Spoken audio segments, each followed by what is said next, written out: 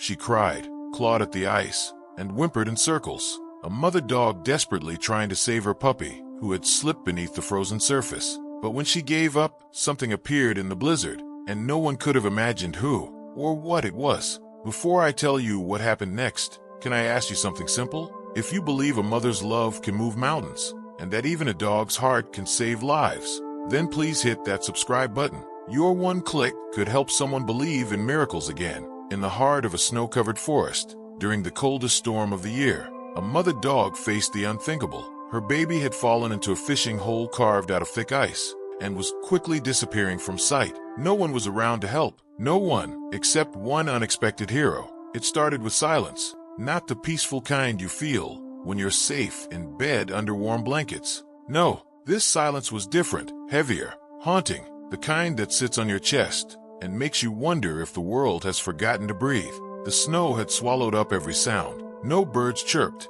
no trees rustled. Even the river nearby had frozen into a strange kind of stillness, as if it knew something was about to happen. Way out past the edge of a quiet village, far from the warmth of chimneys and the hum of cars, there was an old trail, one so overgrown and forgotten that even the footprints from last year's winter had long since vanished. And down this trail, through the thicket of frosted pines and brittle brush, there was a worn, half-collapsed fishing shack. It looked like it had lost a battle with time and storms long ago. But that shack, despite its broken boards and icy roof, was home, at least, to one soul who needed it more than anyone. She had no name, no collar, no history, just ribs pressing through a matted coat, eyes tired from hunger, and a heartbeat full of purpose. A stray mother dog. Some would later call her Luna, but in this moment, she was nothing but instinct and love wrapped in fur. She had recently given birth to a litter of 5 pups, barely weeks old, their eyes just beginning to open. She had dug a shallow burrow beneath a shelf of timber behind the shack, where the snow didn't bite quite as hard and the wind had trouble finding them. The ground was frozen, and her paws were raw from the digging, but it was all she had, all they had. No one knew how long she had been living like this. Months, maybe. She had survived off scraps, sometimes digging through trash that hunters left behind, sometimes chasing field mice or scavenging frozen berries off the bushes. But whatever she found, she brought back, and she always gave the pups first pick. She never ate until they were full, or at least, as full as starving newborns could be. Each day was a new gamble. Would she find food? Would she make it back before frostbite reached her paws? Would her babies still be warm when she returned? Luna didn't think about those things in words, of course. She just knew she had to move. She had to keep going, because that's what mothers do. They keep going even when the world tells them to stop. But then came that day. It started the same as the others. The gray morning sky, the dull ache in her belly, the sharp bite of cold on her tongue. But something in the air felt different, heavier, the kind of air that presses on your chest before something goes wrong. The snow fell harder that day, thicker flakes, the kind that pile fast and erase everything underneath them. Visibility dropped to just a few feet in front of her nose, and her usual paths vanished beneath the growing white. Still, she ventured out. Her pups needed her. She had no choice. Back at the shack, the puppies huddled together for warmth. One in particular, the smallest, the runt of the litter, had always been more curious than the others. He had a tiny speckled ear, a slightly crooked tail, and eyes that followed every flicker of movement like they held secrets no one else could see. While his siblings slept, he often wandered, just a little, just enough to explore the edge of the world his mother had built. That day, while Luna was still out scavenging, he found something new, a loose board, a small gap where the shack wall had warped and cracked open just enough to fit his tiny body, and beyond it, light and snow and space. His nose twitched. The cold air pulled him forward. He slipped through the gap and stepped into the blinding white. Not far from the shack, maybe 50 feet, maybe less, lay a frozen lake. Hunters had used it in warmer months to fish, cutting holes in the ice and hauling up whatever they could. One such hole had been lazily covered with nothing but a thin plank and a few twigs, a warning sign no pup could understand. And on that day, the storm had stripped it clean. The ice around the hole had started to crack and thin. It was a death trap hiding in plain sight. The little pup padded across the surface, nose to the ground. He didn't hear the creaks. He didn't feel the tremble beneath his tiny paws. All he saw was movement under the glassy ice. A fish, maybe, or the shimmer of something strange and alive. Then it happened. A crack, a slip, and a splash muffled by snowfall. The water swallowed him instantly. No yelp, no cry, just gone. Back in the trees, Luna's ears perked up. Something inside her chest twisted sharply. A pull she couldn't explain.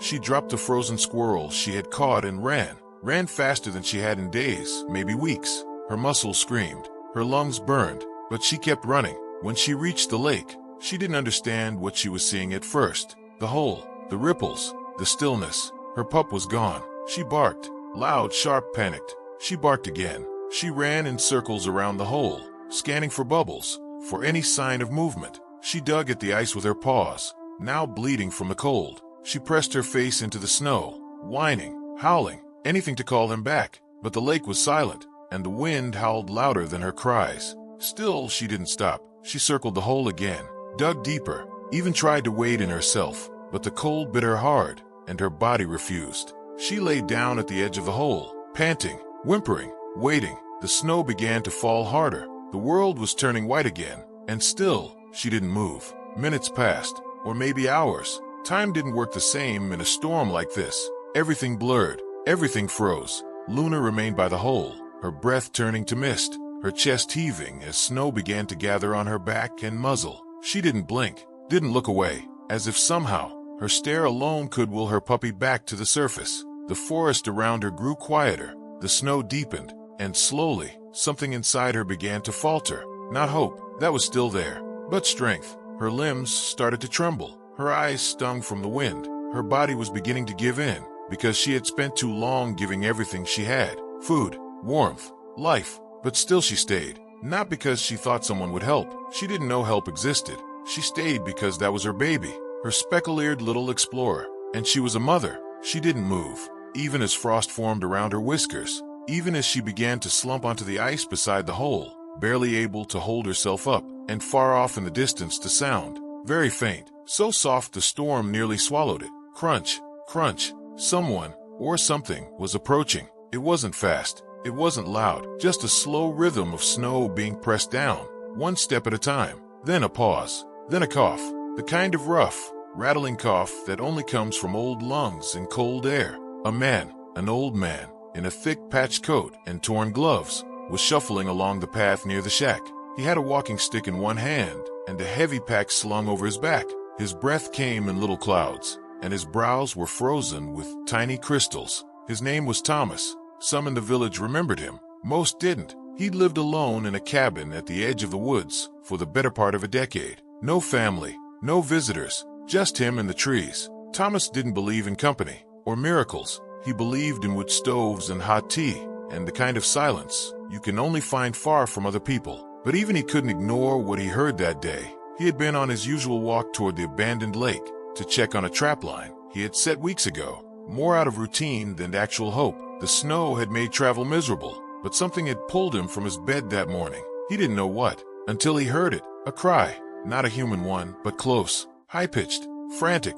It was the kind of sound that could break through bone. He followed it. Each step was harder than the last. The snow kept swallowing his boots, and the wind stung his cheeks, but he kept walking. Something was wrong. He didn't know how he knew. He just did. As he crested the ridge near the shack, his breath caught in his throat. There, by the center of the frozen lake, was a shape, a small, shaking figure crouched over a dark, open circle in the ice. It took him a moment to realize what he was seeing. A dog, thin, wild-looking, covered in frost. She wasn't barking anymore. She just sat, shivering beside the hole, staring into it like she had forgotten how to do anything else. Thomas squinted, and then he saw her paw twitch. The man rushed forward, ignoring the pain in his knees and the way his boots slipped on the ice. "Hey," he called, unsure why. Maybe to announce he was there. Maybe just to remind himself he was real. Luna didn't move. Her eyes were wide, glazed with ice, locked on the dark water. Thomas slowed as he got closer, raising his hands to show he meant no harm. "Easy, girl," he said gently. "Easy now." That's when he saw it. The fishing hole, still open, still deadly, and far beneath the black surface, the shadow. A tiny one, too small to be a fish. His heart dropped. "No," he whispered. The word ripped from his chest. He dropped to his knees beside the dog, who didn't flinch. She barely even blinked. She just let out the softest, most heartbreaking whimper. Thomas leaned over the hole, peering in. At first, he saw nothing. Then a flicker, A paw, a little nose, floating limp. He didn't think, didn't measure the risk, didn't care about his own safety. He thrust his arm into the water. The cold was instant, 1,000 needles stabbing into his skin. His muscles seized, but he didn't stop. He reached deeper. Nothing. He shifted. Still nothing. He went again, this time almost shoulder deep, gritting his teeth against the pain. And then, something brushed against his fingertips. Soft fur. His fingers closed instinctively. Got him. With a desperate cry, Thomas yanked the puppy from the water, flinging him onto the snow. He was still, limp, no sound, no breath. Luna jumped forward, sniffing wildly, her tongue darting to lick the tiny face. Thomas moved fast. He stripped off his outer coat, wrapped the pup tightly, and began chest compressions, small, precise. 2 fingers pressing rhythmically over the tiny ribcage. Come on, little guy," he murmured, voice cracking. He tilted the pup's head, blew a puff of warm air into its lungs. Another press, another breath. Still nothing. Luna's nose bumped a bundle. She whined louder now, pacing in tight circles around them. One more breath, one more press, and then a twitch. Barely there, but real. Thomas froze. Then a cough. Wet, ragged, but alive. The puppy shifted, letting out a tiny, pitiful squeak. Thomas let out a shaky breath. "There you are." Luna let out a sound that was somewhere between a cry and a bark. She curled around her baby, gently licking his wet fur as if she could warm him back to life. Thomas sat back, his hands shaking, not from the cold, but from the flood of emotion hitting him all at once. The snow kept falling, but something had changed. The silence was no longer heavy. Now it was filled with breath, with warmth, with life. The storm hadn't let up. If anything, it had grown worse. The sky was a solid wall of white. Trees groaned under the weight of the snow, their branches bowing toward the earth like tired arms. Visibility was reduced to just a few feet, and the only sound was the howling wind, except for the crunch of boots, slow and steady, carving a new trail through the forest. Thomas carried the tiny, half-frozen pup against his chest, wrapped in his thickest coat. The little thing had coughed only once since they left the lake, and that sound alone was both the most relieving and terrifying moment Thomas had felt in years. Beside him, Luna limped. Her paws were bleeding, and frost clung to her fur. But she didn't care. Her baby was alive, and she wasn't leaving his side again. Not now, not ever. They walked together, like 3 survivors from different worlds, each clinging to something the other had unknowingly given them. Hope. Thomas's cabin wasn't far now, but every step felt like a mile. He was no young man. Every joint ached, every breath stung in his throat, but he didn't stop. Not when Luna stumbled, not when the snow reached his knees. He had never felt anything like this before, not even when he lost his wife and son years ago. That pain had been quiet, cold, a numbness that hollowed him out slowly. But this was fire, urgency, a desperate need to protect life, not just remember it. At last, through the veil of white, his cabin came into view, a squat, weather-worn building with a sloped roof and smoke-stained chimney. The front porch sagged, and the windows were fogged, but to Luna and her pup, it might as well have been a castle. Thomas kicked open the door and stepped inside, instantly hit by the thick, dry warmth of the wood stove still burning from earlier that morning. He set the pup, now only loosely stirring, onto a pile of wool blankets near the hearth. Luna followed and curled herself tightly around him. Her eyes never left his face, not even for a second. Thomas knelt beside them, gently checking the pup's limbs. Still stiff, but warm now, slowly warming. "He needs food," Thomas muttered, rising to grab a can of soup he'd been saving. Not meant for dogs, but he didn't care. They needed something, anything. He poured it into a metal bowl and set it by Luna's head. To his surprise, she didn't pounce on it. She nudged the bowl toward her pup first. Of course she did. Thomas watched them for a long time, the heat from the fire washing over his tired body, the ache in his back slowly giving way to a deep, unfamiliar calm. He hadn't had guests in years, not human, not animal, but somehow this felt right. Hours passed, then a day. Outside, the storm continued, blanketing the forest in even thicker layers of white. The village would be cut off for a while. No one was going anywhere. Inside the cabin, things were changing.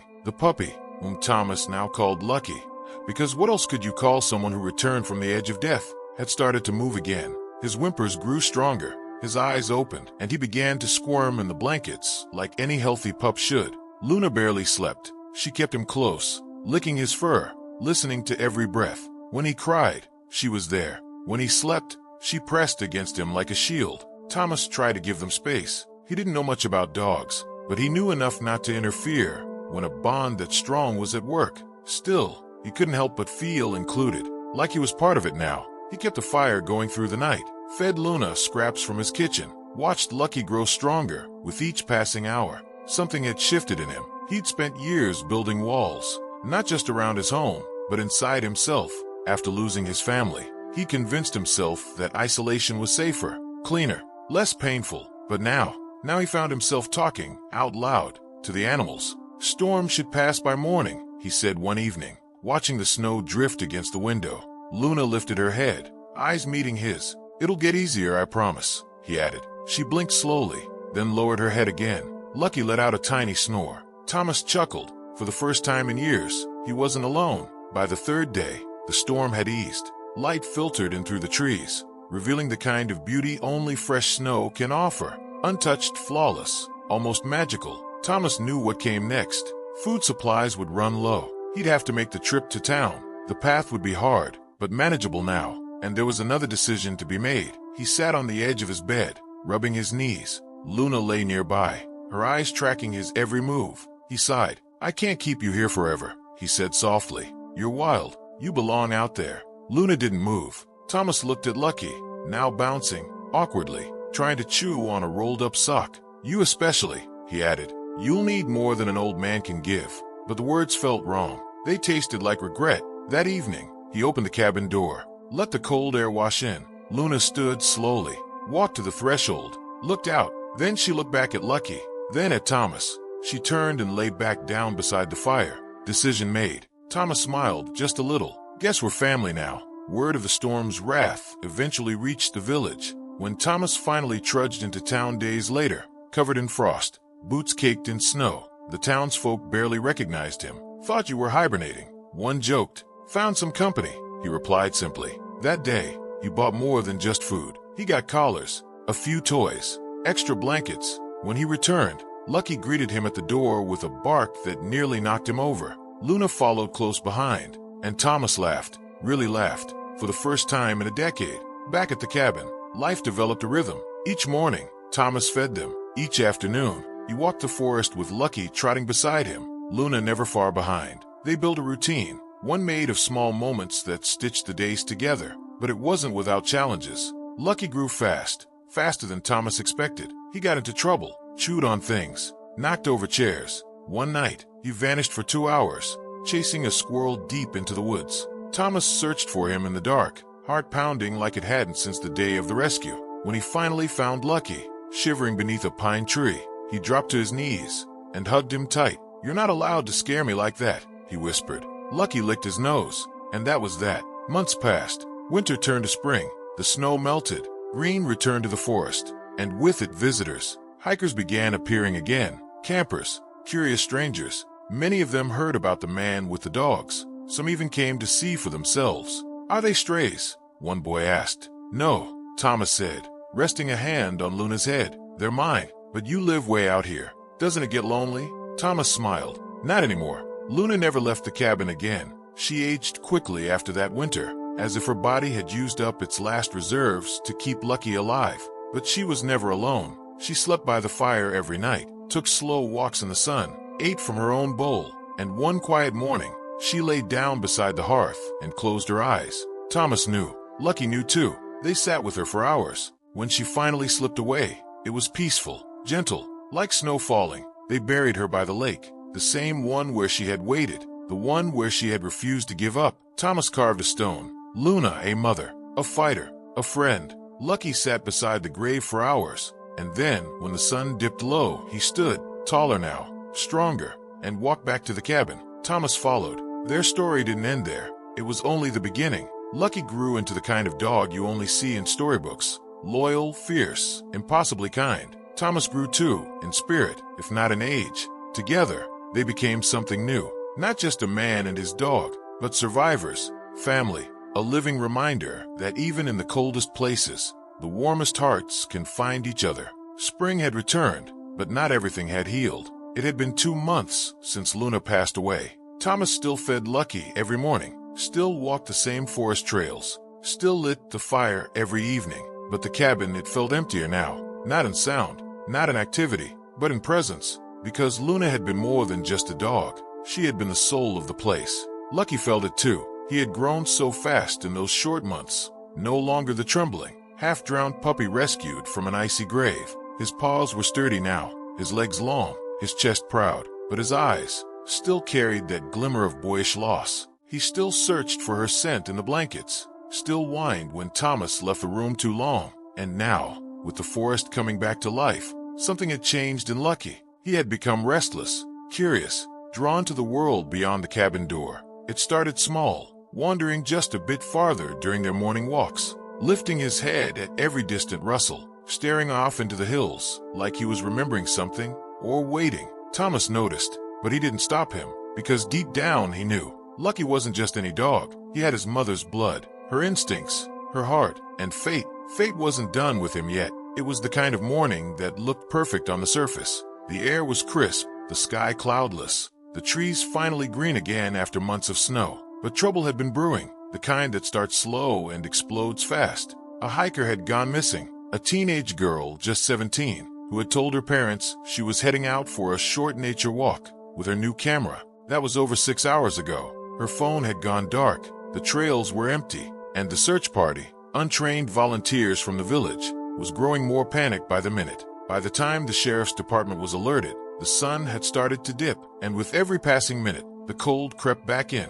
Thomas didn't hear the news from the radio. He heard it from Lucky. The young German shepherd had been pacing the cabin like something was clawing at his brain. Ears up, tail stiff, breath short, and then he bolted. Thomas barely had time to grab his coat. "Lucky, hey," he called, chasing him into the woods. But the dog was already gone. Gone with purpose. Gone with direction. Lucky didn't need a map. He had something better. The same pull that had led his mother to the edge of that fishing hole. The same sense that had made her dig her paws bloody to save him. He didn't understand the missing girl's name or the fear in her family's voices, but he felt the panic in the air. He smelled the trail, faint, almost washed away by dew, but not lost. He ran fast and low, heart pounding. Hours passed. The forest thickened. Night crept in, but Lucky didn't slow. He moved like a shadow, weaving between branches, jumping over fallen logs, chasing something only he could feel. And then he stopped, nose up, head tilted. There, just beyond the ridge, a smell. Blood, not much, but enough. He followed it with a low whine. And finally, in a small clearing near the old river bend, he saw her. The girl, collapsed beside a fallen tree. One ankle twisted grotesquely, a gash above her eyebrow, dried blood painting her cheek. Her camera lay broken beside her. Her eyes were barely open. Lucky stepped forward slowly, ears flat, tail low. The girl flinched, but then her lips moved. "D-dog." Lucky whimpered and moved closer, gently sniffing her hand. She tried to reach for him, but her arm gave out. She was too weak to move, too cold, too alone. Until now, Lucky did what his mother would have done. He curled his body around her, pressed his warm fur into her side, licked her face gently, and then he barked. Once, twice, 3 times. Loud, sharp, commanding. Thomas had been following the trail blindly for hours, clutching a flashlight and mumbling prayers he didn't believe in. And then he heard it, a bark, then another. He ran toward the sound, lungs burning. And there, in that tiny clearing under the stars, he saw what could only be described as a miracle. Lucky, wrapped around a shivering girl, alive, barely, but alive. Rescuers came fast after that. The girl was taken to the hospital, dehydrated, bruised, but expected to recover fully. And Lucky, he became a hero. Newspapers ran the headline, "Dog who was saved by stray mother, now saves human girl." TV stations called Thomas's cabin, begging for interviews. One even offered to adopt Lucky for a celebrity show appearance. Thomas hung up the phone mid-sentence, because Lucky wasn't going anywhere. He belonged right here, with him, with the forest, with Luna, who may have left this world, but hadn't left them. Not really. Weeks later, the girl returned to the cabin. She was walking with a cane now, but smiling. She knelt beside Lucky and whispered, "Thank you." Lucky wagged his tail once, then rested his head against her chest. There was no need for words. Some bonds go deeper than speech. From that day on, Lucky became something more than just a pet. He was a symbol of survival, of instinct, of love passed down from mother to son, from one soul to another. People came to the forest, hoping to catch a glimpse of the dog, who had once been lost and later became a savior. And Thomas, he simply sat on his porch, sipping tea. Luna's collar hung on the wall behind him, and Lucky always resting at his feet. The man who once believed in silence, now believed in second chances and miracles, because that's what Luna had given him. Not just Lucky, but a reason to live again. Some rescues don't happen with sirens and flashlights. Sometimes they start with a mother's love and end with a miracle in the snow. Time didn't rush in the forest. It moved differently there. Seasons turned like pages in a quiet book, not with loud declarations, but with subtle shifts. Birds returning to branches, leaves curling green again, and the air softening just enough to make you forget the bite of winter. It had been nearly a year since that unforgettable day, the day a mother's love, a frozen lake, and a stranger's choice rewrote 3 lives forever. And yet, in many ways, the story still echoed. Lucky had become a legend, not the kind you read in old books, or the type that gets polished by time and turned into something else. No, Lucky's story was alive. Hikers on the trail whispered about him. He's the one who saved the girl. He was rescued by a stray. Did you hear that part? Thomas's dog? Yeah, I saw him once. Ran right past me like he had somewhere more important to be. People came not to pet him, but to see him, as if being near Lucky might somehow change their own luck, as if the spirit of that cold winter day still clung to his fur, carried in his eyes, passed on from the mother who had clawed at the ice to save her son. But Thomas never let it get to his head. He's just a dog, he would say with a soft smile. A really good one, but still just a dog. And maybe that was true, but to Thomas, and to everyone who had felt the ripple of what happened that day, Lucky wasn't just a dog. He was proof that hope doesn't always show up in human form. Sometimes it walks on 4 legs. Thomas had changed too. If you had asked the villagers a year earlier about the man in the woods, most would have said he was a recluse, a man lost in memory, quiet, guarded, maybe even broken. But now, he still lived in the same cabin, still wore the same patched-up coat, still drank the same bitter coffee. But something inside him was different. He had begun inviting people over, especially kids. He'd tell them stories by the fire, let them feed Lucky treats, show them the place by the lake, where Luna had once stood barking at the frozen hole. This is where she saved him, he'd say, pointing to the edge of the water. The kids would stare wide-eyed, but how'd she know he was in there? Thomas always paused at that. He never had a good answer. She just did, he'd finally say. She was his mom. Sometimes, that was all you needed to know. Every now and then, Thomas would take out the old photo, the one a local journalist had snapped without asking. The picture of Luna curled around Lucky in front of the fire, both of them asleep, the glow of the flames lighting their fur like gold. He'd keep it in a drawer, tucked away under receipts and fishing licenses. But on the hard days, he'd take it out and sit with it, not to cry, but to remember, because remembering was its own kind of keeping someone alive. Lucky had matured too. Gone was the clumsy pup who tripped over his own paws. He was lean now, strong and deliberate. His fur had grown thicker, more silver around the snout, and his eyes had sharpened, eyes that saw more than most people ever noticed. And though he never spoke, his actions had become a language of their own. He would sit beside people who were sad, rest his head on Thomas's lap when the old man stared too long out the window, run alongside children without needing commands, protecting them silently. Some said he was part spirit. Some said Luna had left something of herself behind. Thomas, he didn't say much. He just gave Lucky a pat and whispered, "She'd be proud of you." Lucky never looked up when he said it, but his tail would thump once against the floor. Every time, one summer day, something happened that brought it all full circle. Thomas had been sitting on the porch, carving a piece of driftwood, when he saw a woman approach through the trees. It was the girl, the one Lucky had rescued. She was taller now, stronger, but the scar above her eye was still there, a soft, pale reminder. She smiled when she saw them. Lucky ran to her, tail wagging hard, pushing his head into her hip like she was home, and she knelt down, wrapping her arms around him like a friend she'd been missing all her life. "I never got to say thank you," she said, eyes brimming. Thomas just nodded. "You did," he said. "That day when you lived." They sat for hours, drinking lemonade and talking about everything but that night, because sometimes silence says more. Before she left, she stood at the edge of the porch and said, "I think about her sometimes." His mom. "I don't know why. I didn't even see her, but I feel like I owe her." Thomas nodded again. "We both do." She left behind a small charm, a silver paw print on a leather cord, and hung it by the fire, right above the stone where Luna's collar rested. Thomas didn't touch it. He just let it be. As more seasons passed, the cabin changed. It became more than just a home. It became a place people came to feel something, to heal, to remember what it means to care without conditions.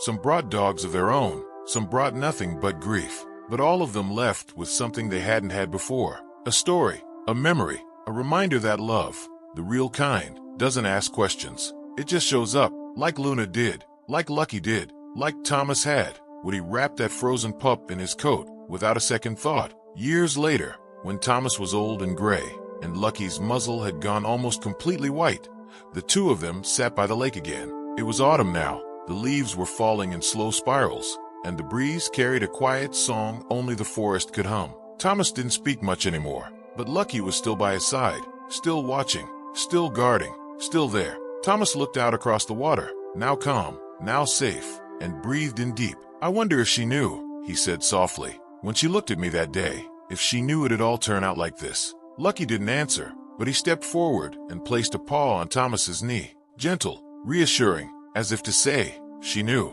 Because some hearts don't need words to speak. That night, when the fire had dimmed and the stars had taken over the sky, Thomas sat one last time on the porch with a blanket over his shoulders, and Lucky curled at his feet. And when his eyes finally closed, they closed with peace, not with sorrow, not with fear, but with peace, because he had seen the worst of life and still found something beautiful, because he had opened his heart when it was easiest to stay closed, because one stray dog with bleeding paws and a wild heart had trusted him with something precious, and he hadn't let her down, not even once. The cabin still stands. The lake still glows in the morning, and if you walk quietly through the woods on certain days, you might still hear it, a soft bark, a wagging tail, a reminder whispered through the trees that no love ever truly disappears. It just finds someone new to carry it. She didn't leave behind a monument. She left behind a miracle, and that's so much harder to forget.